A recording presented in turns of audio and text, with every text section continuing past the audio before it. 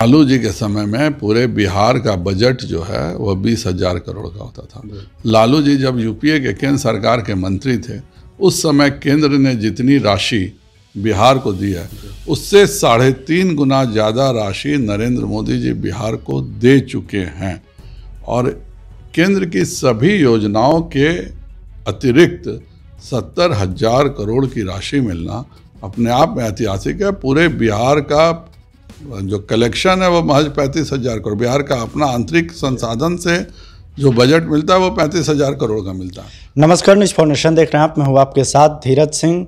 साल 2024 और 25 का केंद्रीय आम बजट पेश हो गया। हमारे साथ बिहार बीजेपी के पूर्व प्रदेश अध्यक्ष और सांसद डॉक्टर संजय जायसवाल जी। सर, आज जो बजट पेश हुआ बिहार में को लेकर विशेष फोकस दिया गया, क्या कहेंगे बजट को लेकर? पहले यह भारत के लिए भी ऐतिहासिक बजट है। यह पहला बजट है जिसमें गरीब, किसान, महिला सभी वर्गों का ख्याल रखा गया और ख़ास करके विकसित भारत के लिए जो औद्योगिकरण है वह अपने आप में बहुत बड़ी बात है। जिस तरह से ये आगे बढ़ने की बात कही गई है, बिहार में गया में एक नई इंडस्ट्रीज़ का हब खुलना, बिहार को इंफ्रास्ट्रक्चर के लिए, सड़कों के लिए 26,000 करोड़ रुपए की राशि मिलना, बिहार को बाढ़ के मैनेजमेंट के लिए 11,500 करोड़ की राशि मिलना, बिहार को नए 4 कॉरिडोर, काशी की तरह कॉरिडोर मिलना, बिहार में नए अस्पताल और एयरपोर्ट के लिए अलग से राशि मिलना, बिहार को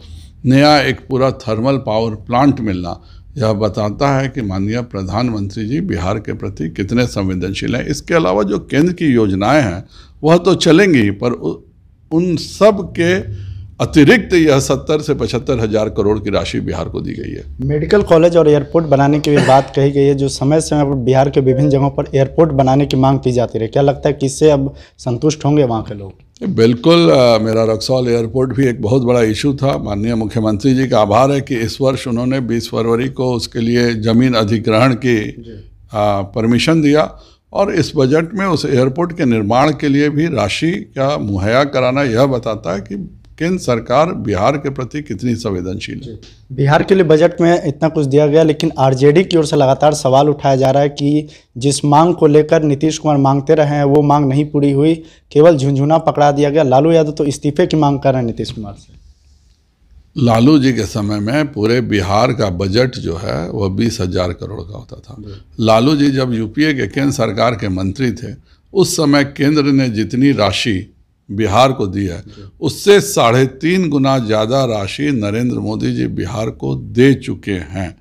और केंद्र की सभी योजनाओं के अतिरिक्त 70,000 करोड़ की राशि मिलना अपने आप में ऐतिहासिक है। पूरे बिहार का जो कलेक्शन है वो महज 35,000 करोड़, बिहार का अपना आंतरिक संसाधन से जो बजट मिलता है वो 35,000 करोड़ का मिलता है। आज 70,000 करोड़ से ज़्यादा का राशि बिहार को देना यह बताता है कि प्रधानमंत्री जी ने जिस पूर्वोदय की बात की है उसमें बिहार सबसे प्रमुख घटक दल है। आखिर में एक सवाल है कि आरजेडी के राज्यसभा सांसद मनोज झा का कहना है कि बिहार के लिए विशेष राज्य का दर्जा भी जरूरी है, विशेष पैकेज भी जरूरी है, दोनों ही लेकर रहेंगे हम लोग।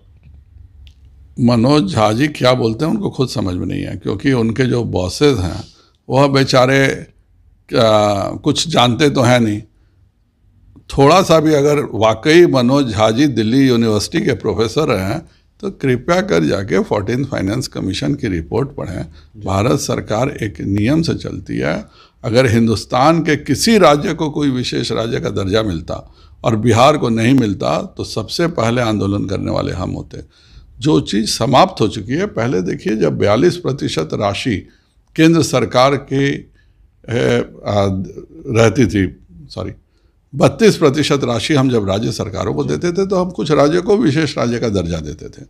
जब यह निर्णय हुआ कि हम 42% राशि राज्य सरकारों को देंगे और उसके साथ हो गया कि इसके साथ ही यह खत्म भी हो जाएगी विशेष राज्य का दर्जा। ही है जदयू के सांसद रहे हैं NK सिंह, उनका चेयरमैनशिप का निर्णय है। और किसी भी विशेष राज्य का दर्जा जिनको मिला है, आप देखिए इस साल जितनी राशि मिली है उसकी 1/4 राशि भी कभी किसी और प्रदेश को नहीं मिली है। चलिए, तो बहुत बहुत धन्यवाद। ये बिहार बीजेपी के पूर्व अध्यक्ष और सांसद डॉक्टर संजय जायसवाल। दिल्ली से न्यूज़ फाउंडेशन के लिए मैं धीरज सिंह।